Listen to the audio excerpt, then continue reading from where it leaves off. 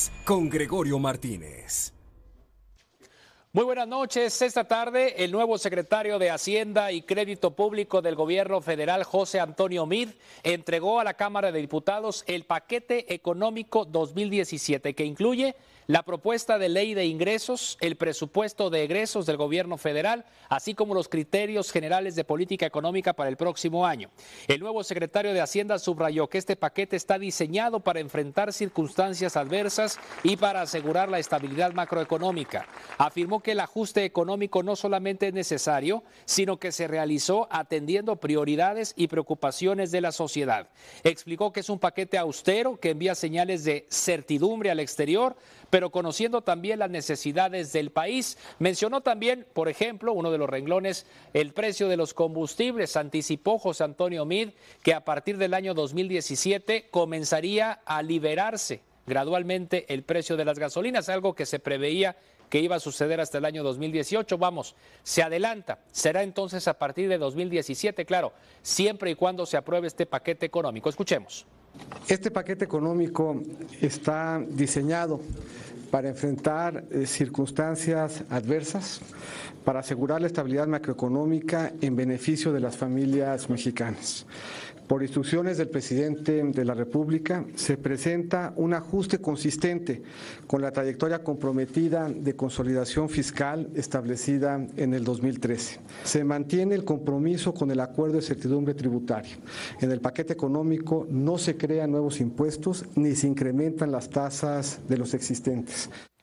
Al recibir el paquete económico 2017, el presidente de la mesa directiva de la Cámara de Diputados, Javier Bolaños, dijo que se analizará y se discutirá.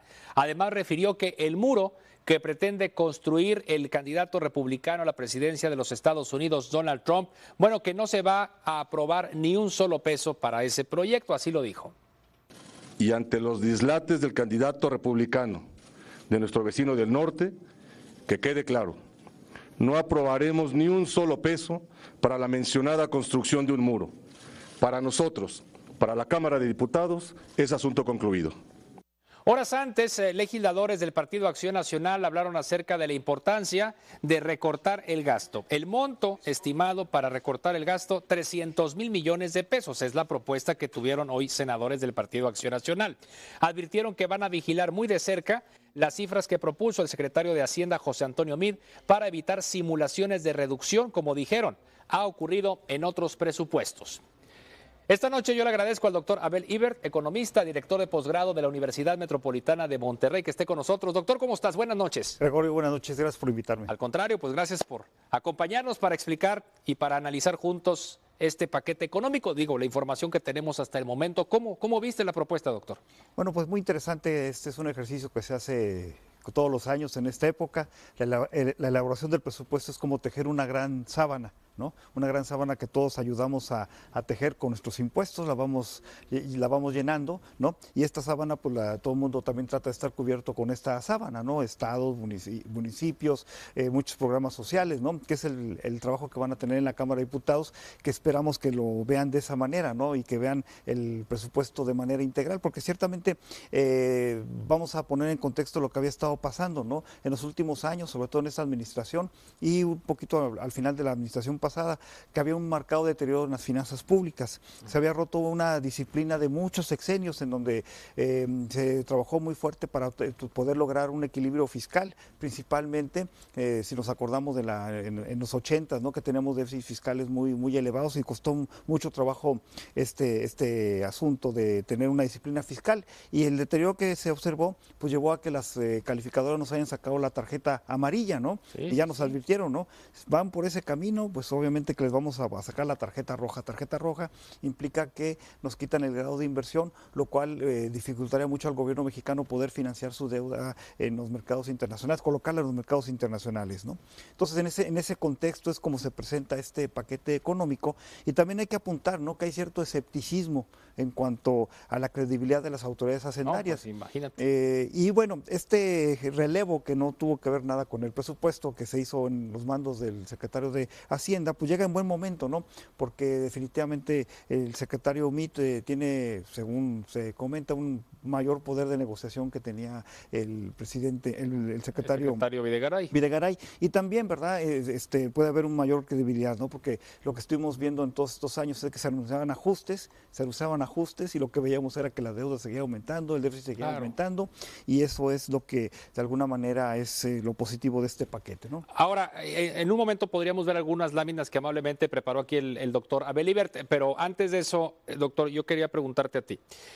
Los principales rubros, y lo que hemos venido, lo platicábamos el año pasado, justamente por estas fechas, de cuando se iba a elaborar el presupuesto, que si se tenía que hacer desde base cero el presupuesto del gobierno federal para el año siguiente, que es este año que estamos viviendo ahora, en virtud de que ya habían cambiado las condiciones del país, en virtud de que pues ya la población es un país en donde estamos teniendo cada vez mayor población adulta, en donde con lo que se tiene, por ejemplo, en renglones para educación, para atender a los niños y adolescentes, se cubre, si lo mantenemos igual, y donde hay que subirle, pues es al gasto, por ejemplo, a personas de 70 años o más edad en el país. ¿Te acuerdas que lo platicábamos, no? Entonces, ¿en dónde tú ves que sí y en dónde tú ves que no se hicieron los ajustes pertinentes en el presupuesto del gobierno federal? Sí, pero en general están anunciando una reducción del gasto que está enfocada mucho a la parte de Pemex, pero sí hay una reducción en la parte de los ramos administrativos, ¿no?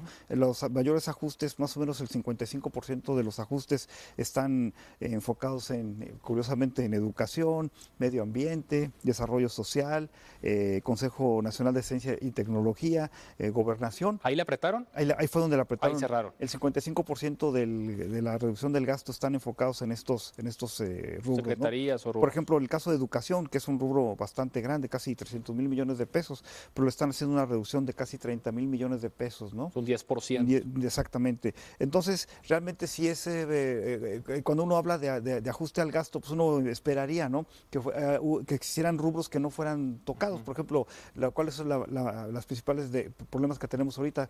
Seguridad es uno de ellos, eso no se puede tocar. Comentabas tú la parte de salud y cómo está cambiando la población, la pirámide de población. La gente de mayor de 65 años está aumentando muy fuerte y requiere de un tipo de gasto y un tipo de apoyo muy diferente. Una atención distinta. Ir pensando, ¿no? Entonces, digamos, esos rubros, pues aparentemente sí los tocaron. Por ejemplo, ciencia y tecnología, que es un rubro en donde en realidad México debe estar metiéndole más dinero. Punta de lanza. Le bajaron, le están bajando. Le están bajando. Digo, es la propuesta, ¿verdad? Falta ver qué sucede ahí en el Poder Legislativo, ¿verdad? Exactamente. Y el otro ajuste fuerte fue obviamente en Petróleos Mexicanos, ¿no? Donde le están haciendo una reducción de más de 100,000 millones de pesos. Adicional a lo que ya se había dicho. Adicional que lo que se había dicho. Que no es tampoco tan fuerte porque esa se supone, ¿verdad? Que con el cambio que está viendo y con la entrada de nuevas inversiones se pueda retomar la plataforma de producción que teníamos anteriormente. Me parece muy interesante las láminas que vamos a ver a continuación que hablan acerca de ese balance de las finanzas públicas. Aquí está esta primera lámina, doctor. A ver, ¿podrías decirnos en qué consiste esta primera lámina? Dice balance público como porcentaje del Producto Interno Bruto. ¿Qué significa esta? Sí, bueno, esta es la diferencia. Esta es la diferencia entre los ingresos y los gastos del gobierno federal, del sector público como un todo, ¿no? Y ahí podemos ver desde el año 2010 hasta el año 2017, que es la parte del presupuesto, y vemos que estuvo aumentando de manera muy importante en los años 2014 y 2015, que llegó inclusive a 3,5% del PIB. Ese déficit, que es como le pasa a una familia, a una empresa, ¿no? Te falta dinero, pues uno lo pide prestado, ¿no? En este caso el gobierno estuvo cubriendo ese faltante, ¿verdad? Con dinero prestado. Hubo un pequeño ajuste en este año 2009 con los ajustes que se empezaron a anunciar en el mes de abril y obviamente por lo que esperábamos nosotros y que de alguna manera, al menos en estos datos se están viendo, es un ajuste que está haciendo el presupuesto, al menos en 0.5% del PIB, ¿no? Que está dando ese ajuste y es en la dirección que uno esperaría. Obviamente el hecho de tratar de reducir fuertemente este balance público pues también tendría algún tipo de ajuste que se necesitaría, ¿no? Cuando hablamos de ajuste también hay que entenderlo desde este punto de vista. Se ajusta el ingreso y se ajusta el gasto. No únicamente el ajuste puede venir nada más del puro gasto, que es una de las gráficas. Ahorita lo vemos a continuación. A ver, ¿cuál es la siguiente lámina que trae aquí el doctor Abel Ibert? Esta se refiere al balance primario, en miles de millones de pesos. También está de 2010, parte del sexenio pasado y de este sexenio. ¿Qué dice esta gráfica? Lo que es el balance público de ingresos menos gastos se le quita la parte financiera, ¿no? La parte del costo financiero. Es muy importante que un país tenga superávit primario, porque de esa manera el tamaño de la deuda va reduciéndose más rápido, ¿no? Y lo que veíamos con bastante preocupación, sobre todo el año 2014 y 2015, que este superávit pasó de los 200,000 millones de pesos en 2014, 198,000. Pero me llama la atención, doctor, que así como que por arte de magia, después de tantos años deficitarios, quieran de repente un año con superávit, ¿no? Exactamente, y eso pues, va a requerir de un análisis más profundo. Hace 2 horas que entregaron los documentos, ¿verdad? Los estuvimos revisando lo más rápido que pudimos. Salió muy express, pero bueno, aquí está, ¿no? Pero ciertamente no, este brinco del déficit de primario, pues sí requiere, lo que yo decía hace rato, ¿no? De la credibilidad. Probablemente con la anterior secretario de Hacienda hubiera sido no creíble, porque la credibilidad de uno se la va ganando con sus actos, ¿no? Y bueno, lo que habíamos visto es precisamente pues, este deterioro en finanzas públicas, y seguramente con el nuevo secretario pues ese compromiso se pueda cumplir. Ahí se está dando el beneficio de la duda, ¿no? Claro. Hay que ver realmente cómo se puede hacer. ¿Cómo funcionaría? Cómo funcionaría este ajuste exactamente, ¿no? A ver, una más. Y en la siguiente gráfica, bueno, es que estos son los requerimientos de Pues la la deuda total, ¿no? Y aquí se puede ver cómo la deuda pues, ha crecido, está llegando a niveles cercanos al 50%, ha crecido principalmente la parte de la deuda externa, ¿no? La total es la color azul, ¿verdad? La que estamos viendo aquí mero arriba. Exactamente. Hay gente que dice, bueno, 50% del PIB, pues si nos comparamos con los italianos o los japoneses, que ellos tienen 200% del PIB, lo que pasa es que son diferentes umbrales, ¿no? También las personas tenemos diferentes umbrales de dolor. Hay gente que le pellizcan tantito y grita, ¿no? Así estamos nosotros. Pero ya con un 50, ¿de cuánto veníamos? ¿De un 25, 30? De un 25%, Fíjate. exactamente. Entonces hubo un deterioro muy rápido en muy poco tiempo, y es lo que tiene preocupados a las calificadoras, ¿no? Porque al final de cuentas, el hecho de que un país vaya teniendo una saldo de deuda mucho más grande implica mayores costos financieros, que de hecho para el presupuesto del 2017 es uno de los rubros que también tienen un incremento muy fuerte, ¿no? Claro. Y mira, lo que decías hace un momento, pues ahí está. Lo que se refiere a que no necesariamente es bajar el gasto, sino que tiene que subir el ingreso, ¿no? Exactamente. Para lograr el superávit que mencionabas. Exactamente. Para el próximo año lo que están esperando es para tener una reducción del balance económico en 82,000 millones de pesos. Lo que se está planteando es un aumento en los gastos, en los ingresos de 155,000 millones de pesos, ¿no? Esto, llama la atención porque pues, no va a haber incremento de impuestos, según nos anunciaron, ¿no? Pues sí, pero entonces, ¿cómo le van a hacer para aumentar los ingresos? Bueno, pues nos van a corretear mucho más en la parte de fiscalización, ¿no? El nuevo jefe del SAT va a tener esa encomienda que ya la hacía con mucha eficacia Aristóteles, ¿verdad? El nuevo jefe del SAT pues, va a estar seguramente aumentando la fiscalización. De hecho, el gobierno federal ha tenido mucho éxito en la parte de fiscalización y incorporando nuevos contribuyentes ¿cómo se llama? Sí, a la base gravable. La otra parte pues, son disminución de gastos, pero si se fijan, el mayor ajuste viene esperado sobre la parte de aumento de los ingresos, ¿no? O sea, ¿de dónde los 300,000 millones de pesos que piden los diputados y senadores del PAN reducir, pues no se ven ahí? No, es difícil que en este contexto se puedan dar, ¿no? ¿Verdad? Y hay que ver, ¿no? Porque de este aumento de ingresos una buena parte son ingresos tributarios, obviamente mayor recaudación de impuestos sobre la renta, del IVA, del IEPS. Sin subirle. Que también está complicado porque tampoco está aumentando, digamos, de manera importante la actividad económica, ¿no? Las proyecciones que traen de crecimiento entre 2 y 3% es lo que hemos estado creciendo en los últimos años, ¿no? Entonces eso implica un esfuerzo muy fuerte de fiscalización. Esto tomando en cuenta que el precio del petróleo pues no se va a recuperar, ¿verdad? Tampoco es por ahí esa parte. Y también de ingresos no tributarios, por ejemplo, licitación de espectro y cosas de esas que puedan tener ingresos, tampoco no van a tener muchos. De hecho, tienen un ajuste al respecto, ¿no? Entonces aquí sí está interesante, ¿verdad? Cómo el balance económico de un déficit va a pasar a un superávit primario. Un superávit de un año para otro cuando traemos muchos años deficitarios. Un ajuste, vemos en esa gráfica de 188,000 millones de pesos, que es la parte que hay que estudiar muy bien y donde requiere de pues mucha credibilidad y mucha fortaleza por parte del secretario. Pues está muy ilustrativas estas láminas. Muchas gracias, doctor, porque el doctor Abel Guibert fue quien nos facilitó así express, porque esto se acaba de conocer esta tarde.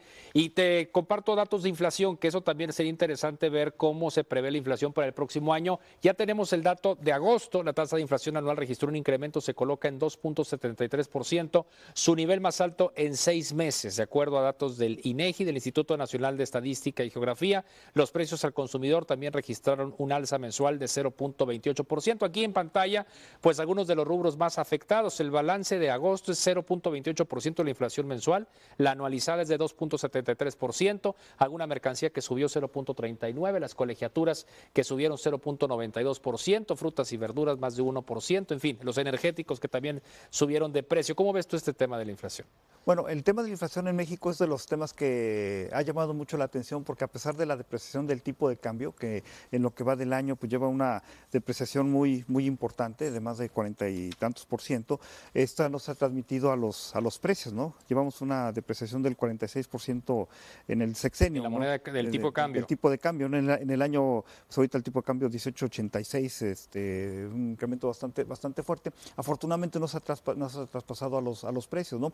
Y esto ha sido gracias a que el Banco Central ha estado apretando adecuadamente la política monetaria.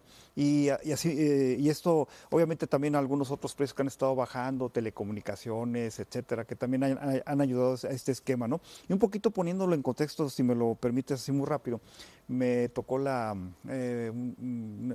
solicitud de información que me hicieron de Colombia, ¿no? Ajá. Entonces, en Colombia, de cuenta, está leyendo exactamente lo mismo que le pasa a México, pero en el tema de inflación, los bancos centrales, ellos tienen unos objetivos inflacionarios. El objetivo de inflación de México es 3% más menos 1. El dato que tú me comentas está exactamente en ese rango. Para el año que entra se espera que esté en ese rango y las expectativas lo tienen en ese rango, ¿no? Que el Banco de México dice está anclado. La preocupación de ellos es esta parte fiscal, que espero que este programa de alguna manera, si se cumple, lo pueda reducir esas posibilidades. En el caso de Colombia, ahí sí la inflación se les fue directamente del tipo de cambio, la depreciación que también han tenido allá, por igual que nosotros, sí se les fue a la inflación. Ya tiene una inflación más o menos como de un 10%, ¿no? Después de años de estarla conteniendo, ¿no? Exactamente. Entonces, en ese sentido, pues ha sido, en el caso de México, un éxito que la depresión del tipo de cambio, que en años anteriores siempre se pasaba iba de la precios, mano con la inflación en México, estos momentos, ¿no? Pues no se ha estado conteniendo, y esperamos que siga así a futuro, al menos las expectativas de los agentes económicos y dadas las acciones del Banco Central. Y ojalá que con este paquete, si se cumple, al menos en parte, que se pueda alcanzar esos objetivos, ¿no?